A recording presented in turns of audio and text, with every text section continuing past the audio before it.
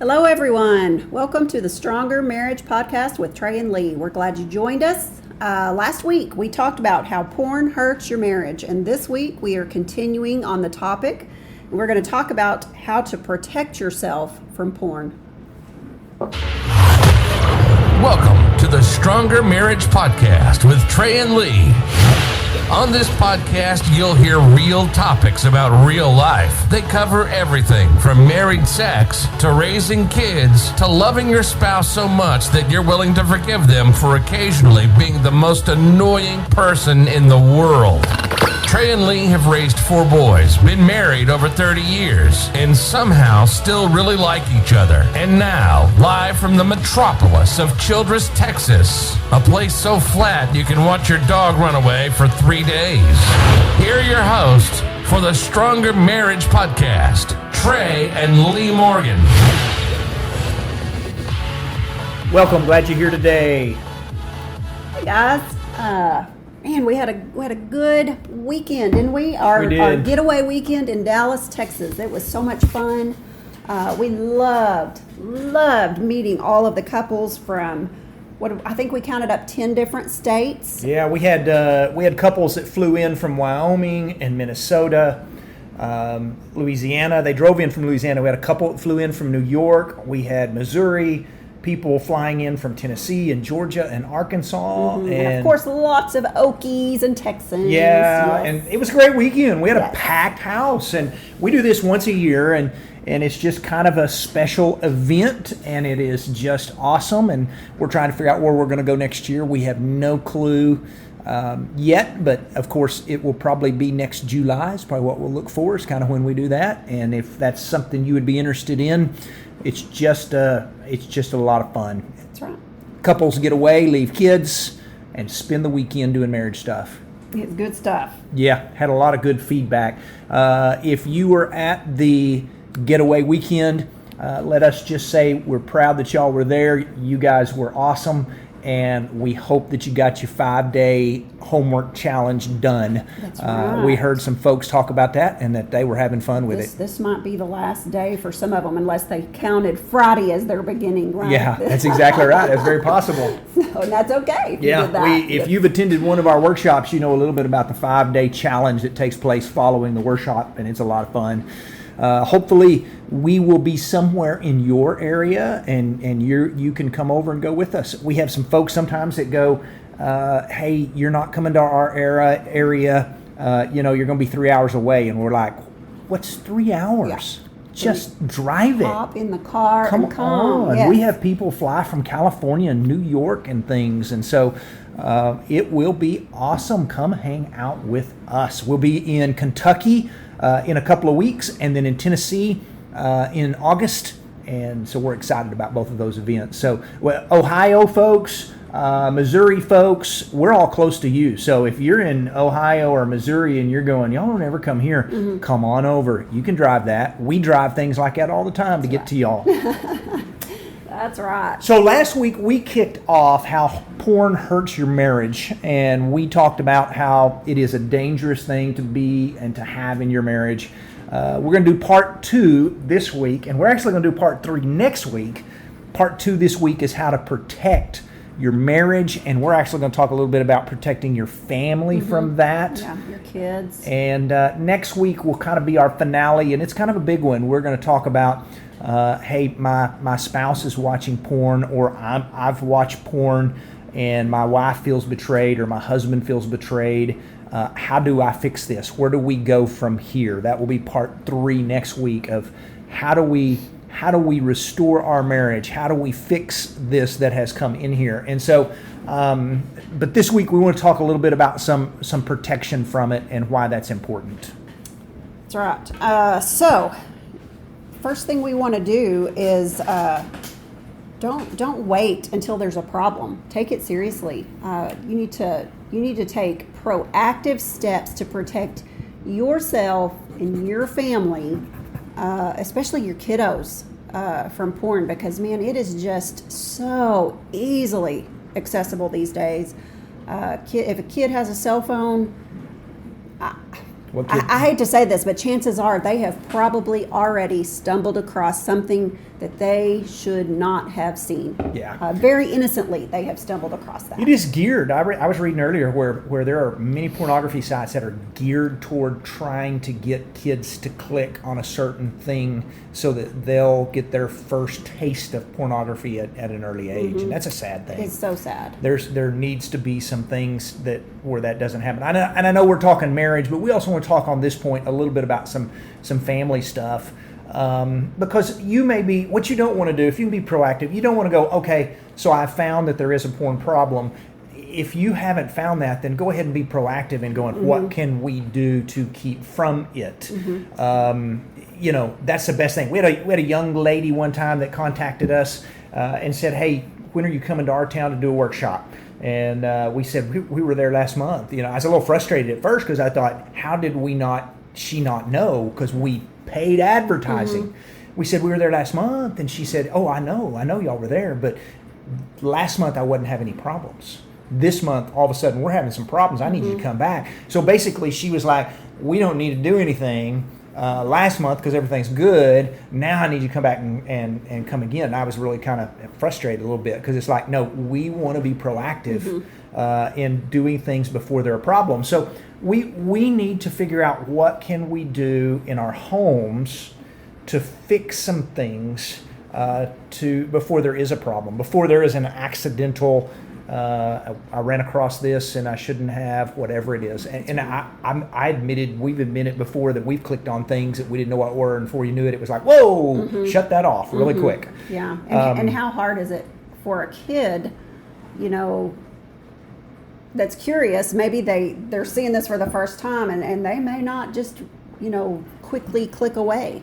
If the average age, according to one study we read, that kids are at age 11 when they have their first experience with pornography, and that's either one from curiosity, from people talking about it and they've heard it and they look it up, or it's accidental click, and then it's like, wow, I saw this the other day and I really would like to go back and look at it again. That's right. And so when you can have conversations with your kids, that's a healthy thing. That's a necessary thing. Yeah. Have that conversation before it happens, or go ask your kid, has it ever happened? Or talk to them about, hey, if that ever does happen, come talk to me, because that's a healthy thing. I've had all those conversations with our boys. Yeah, I mean, if they're on social media, they're going to get friend requests from people that are not real people. They just want them to go to a porn site. Basically, you click on this link and it takes them straight to a porn site. And I know we've had to, tell our kids, hey, this person that wants to be your friend, that's not really anybody that's a real person that wants to be your friend. Yeah, and just for an example of that, on social media the other day, I had a friend request from a lady who had the exact name as a lady in our community. And I thought, I know her, I'll be her friend. Within about 2 hours, she sent me 2 or 3 links saying, please go look at my porn site. And it took me a second to block her and realize that was not the same lady. But she didn't know that I wasn't a 12-year-old kid. Exactly. She didn't know that I wasn't just a kid with a cell phone looking around. And so, just think how easy that is to access. That really ought to bother parents, that's something that can take place. Somewhere there, I wish there were some rules in place where if people pull stunts like that, they could get in a lot of trouble for it, because that really, I want to choke somebody. That's right. We do so many things to protect our kids physically. I mean, we put them in car seats and booster seats. They wear bike helmets. Man, we've got a grandbaby that is just now crawling and pulling up, and we're learning that, wow, we need to baby-proof things so that she's safe. We're putting, outlet covers on, and we're moving things that she can pull over on top of herself, and we're just doing all of these things to protect her physically. And we do that for our kids. We don't want them to get hurt. But, why would we not, or why do we allow them just unsupervised internet access that can hurt them mentally and spiritually and physically? Yeah. Man, we've got to be proactive. You said that well, and I'm going to repeat that because I want to make sure they catch that. We do everything to protect our kids So don't give them unsupervised internet access, computer usage, cell phone usage. We talk about in our marriage or our family workshop, parents, if you're paying for them cell phone bills, you have every right to look at anything on their phone. And all our kids knew that hey, if dad comes in and goes, what you looking at? You better tell him, because I'm paying your phone bill, and as long as I'm paying your bill, I have a right to know exactly what you're doing. And we had some rules that we'll talk about in a little while. And of course, again, this is a good point to talk family and marriage both. You go, hey, we pay our own cell bill, but we also know that you and I are welcome to look at either one of our cell phones that we want to. There's nothing that we're hiding from one another on our cell phones. And so we want to be very, very cautious about that and what we're doing on our cell phones. But parents, before we move on, let me just throw this out there really quick. Have those tough talks about pornography with your kids, about sex with your kids. We think there needs to be some rules in your home. If you have teenagers, our rules were your computers, your laptops must be facing outwards. And where, like, if we walk in your room, which we always said, hey, you better leave your door open, because we want to be able to walk in your room, know what you're looking at. And that's just kind of, we don't delete browser history. We've always said, I've told my boys, you look at my browser history anytime you want, and if it's deleted, then you can accuse me of looking at something I wasn't supposed to. So those are all things that we need to be very, very cautious of when it comes to parenting. But let's go back to marriage for a second, can we? Yes. Yes. So if there is a problem, we don't want to wait till there is a problem, but if there is a problem, best thing you can do is admit it. Hey, I got a problem. We need to fix some stuff. We need to do some stuff. I need some help with something. And don't justify it. Don't accept it. Don't go, well, if this person was doing that, I wouldn't have this problem. One of the best things you can do for yourself and for your marriage and for your children is to admit you got a problem and you need help. That's right. Yeah, it's a serious addiction, and it will take help from other people to, overcome it. Yeah, which is our second point. That's right. You need right you need help. Very rarely does anybody ever get over a porn addiction by themselves. That's a tough thing to do. And to go, oh, I can fix this, oh, I can do this. No, there needs to be some accountability. You need some trusted friends to encourage you and hold you accountable so that you don't have to do it alone. Yeah. Bring your spouse in on your struggle. And we realize that, if you're confiding this to your spouse, they are going to feel hurt and betrayed. And we're going to spend a lot of time talking about that next week. But we just want to encourage spouses out there that even though you do feel hurt and betrayed, you want your spouse to get better. And we encourage you to help them in that process. Help them do whatever it takes to get better. And if you're a person who has struggled with porn, best thing you can do is just find your spouse needs to help you, but I recommend someone of the same sex. I think it's also good that I've got buddies of mine that we oftentimes check with each other and go, hey, how you doing on this? I have a friend right now that has asked me to keep him accountable on stuff. He said, I've been struggling with this about every other day. I send him a text going, all right, shoot straight with me. How you doing on this? And he does. And he has done much better with this. But it is called accountability, and it will help you get going in the right direction. And accountability is good for everything. That's right. There's also online accountability. Now, this, we don't want this to just take the place of finding somebody that can actually hold you accountable, but this is also a very necessary step, is to just flat get some software to monitor your online activity that will block sites. And I spent a little time with Google today looking at some stuff. And of course, you can set your browser to where it will protect you. There are things called Covenant Eyes, Net Angel, Net Nanny. There's some great resources. You just have to look what works for your family.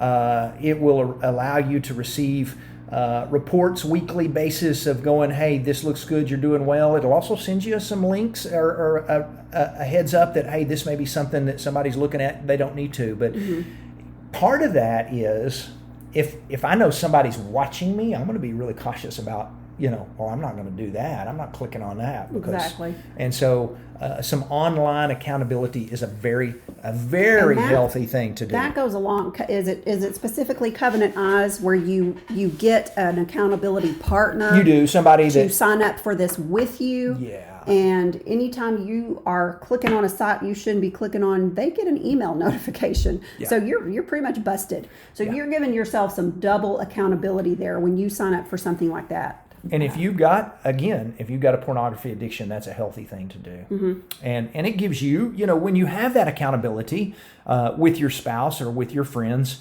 and you can go, hey, I had a good week. It gives you a chance to celebrate that with your spouse. That's it was right. a good week. Well done. Good job. And, whatever and that's it is. important as well. That is exactly right. So you want to find some accountability online with some online blockers. Let's talk mobile device for a second. Let's talk cell phones. Also smartphones, tablets, such a gateway to pornography today. Easier probably than the computer.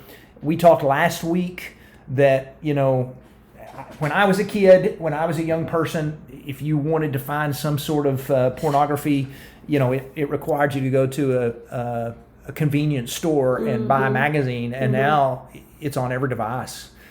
You can find it if you want to. And so the same online accountability applies to your mobile phone that it does your computer and stuff. You can use some software on there. Don't allow yourself to get into a position to where your mobile device becomes a temptation that's going to hurt your marriage. It's true. Yes. If you have any offline pornography at your disposal, like what you were talking about, the books, the magazines, the videos, whatever, if you have physical things, destroy them. Just get rid of them. Anything you have in your possession that is going to tempt you, don't give them to somebody else. I mean, literally destroy them. Yeah.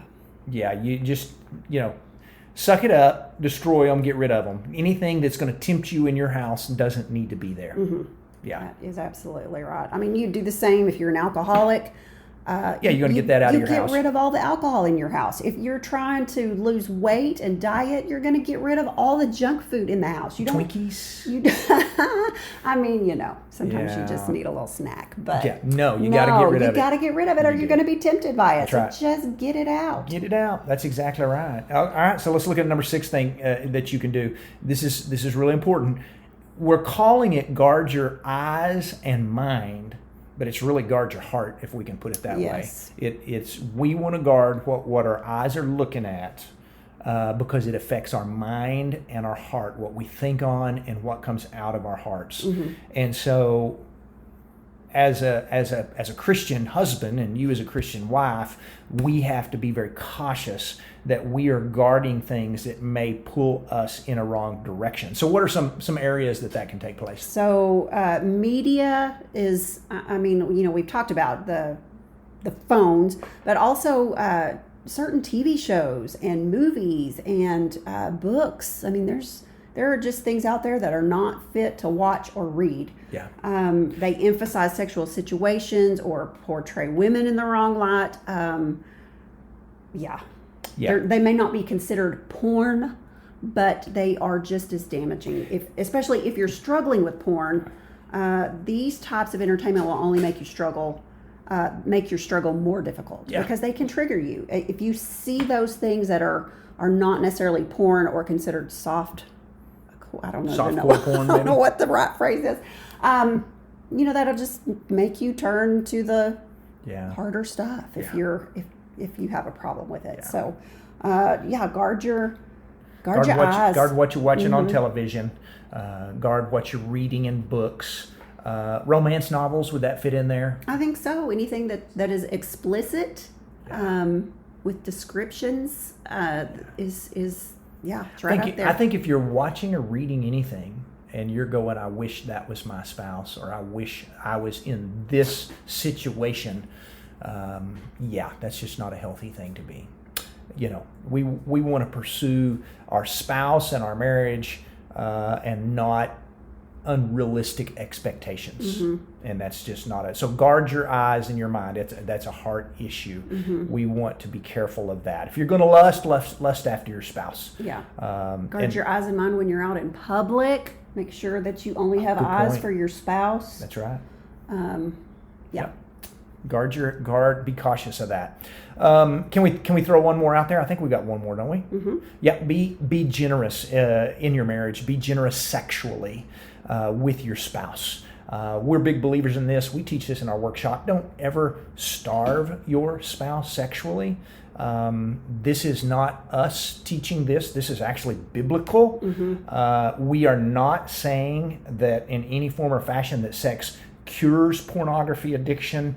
We're not saying that if somebody's got a pornography addiction, marriage is not going to fix that. We have people sometimes men and women, but we have people sometimes that'll go, hey, I've got a pornography addiction, but I'm getting married, and so that's going to go. No, that doesn't go away. If you've already got the addiction, then you're going to have to get help. That's right. But be sexually generous with your spouse.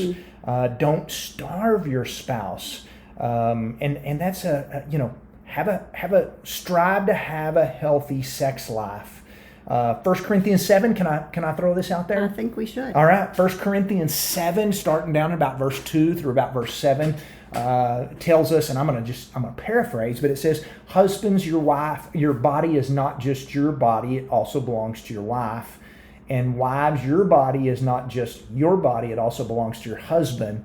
And then Paul writes and says, and do not withhold sex from one another except by mutual consent. And here's a point that a lot of folks don't catch. And then he says, and don't do that very long so that you're not tempted. So there's some protection from temptation in a healthy sex life. That's right. And so we're not talking to men, we're not talking to women, we're talking to married people. There are some good benefits to being generous sexually with your spouse. That is a very healthy thing. And we will probably, there's some of you out here listening that just probably don't agree with us here. We may take some flack over this. There is a feminist movement, if you want to call it that. I don't know if it's a feminist movement, but there are a lot of women that really take exception to this. They don't want to be seen as the scapegoat for their husband's porn addictions. And they're not. That's right. Just because maybe you've going through a dry spell for whatever reason, it does not give your husband the right to use porn in any form or fashion. He is still responsible for that. It is still very, very wrong. All we're saying is that, God says it right there in 1 Corinthians 7. If it's been a long time, you might be tempted by things. And so if you have a problem with that, take that up with God. Yeah, that's exactly right. Because he knows how easily we're tempted. He just does. I don't think anybody can have an issue with being generous sexually and it not helping your marriage. It's just a good self-defense against a lot of things in this world. I love what Solomon wrote to his boys about marriage in Proverbs 5:18, and he said, may your wife's body, may her breasts always satisfy you, and may you always be addicted to her. And he's talking sexually. Doesn't matter if you've been married 3 months or 30 years, may you just always look at your spouse and go, I can't get enough of that right there. That is what I want, and that's where my addiction is. And that's how marriage is supposed to be. It's where you look at your spouse and go, that is all I want, and I just can't get enough of that right there. And that's being sexually generous with one another. And again, nobody's picking on men, nobody's picking on women. We're just saying porn issues are a man and a woman issue. And if you want to work hard to keep that out of your marriage, then one of the things you can do is be sexually generous. That's a very healthy thing to do. And we're saying that's got to take place before the addiction is there. Yeah, that's not going to fix it. Understand it will not fix it. Once the addiction is there, having more sex is not going to fix the issue. Then you got to go back to up to all these steps and do the accountability, and that's the only thing that's going to fix it. And I do have some problems with people out there. I'm sure it's been said, hey, my spouse has a porn addiction. Well, you should be having more sex with them, and that won't happen anymore. That's unrealistic. That is not right. That is a myth, and that needs to be said. That is not something that is true. Having more sex with an addiction is not going to fix things. But be sexually generous in your marriage. Next week, we are going to talk about what to do if it's happened. What do I do in my marriage? How do I fix it? How do I rebuild some trust? I feel betrayed. My spouse feels betrayed. How do I fix things now that porn? We get that question a lot. I've caught my spouse watching porn. What do I do now? Mm-hmm. And we're going to give some steps on some things that you can do next week that we think will help your marriage recover from some pornography. And maybe it is a one-time thing. Maybe it is something that's not an addiction. Maybe it's just something that was dabbled in. Mm-hmm. But we're going to talk about how to restore some trust in some marriage where some things like that takes place. Because we talk about it. There's physical affairs. We believe in emotional affairs where you are having an emotional connection through texting and a friendship that's unhealthy. And then there's mental affairs. And that is where we are mentally wishing we were there in place of, and can I throw this out there? There is no such thing as being able to watch pornography and say, but I'm not tempted by that. There was a nice lady who asked the question that said her husband watches it and says he still doesn't desire any of that. And I'm like, why is he watching it? Mm-hmm. There's just some huge issues there. Right. So be cautious with pornography. It's a subject we've needed to address for a while. We're glad we're on part 2 of 3. We thank you for joining us. We love that you're hanging out with us. We are honored that you that you come our direction and listen to our podcast. That's right. We'll see you next week. See you guys. Y'all have a great week.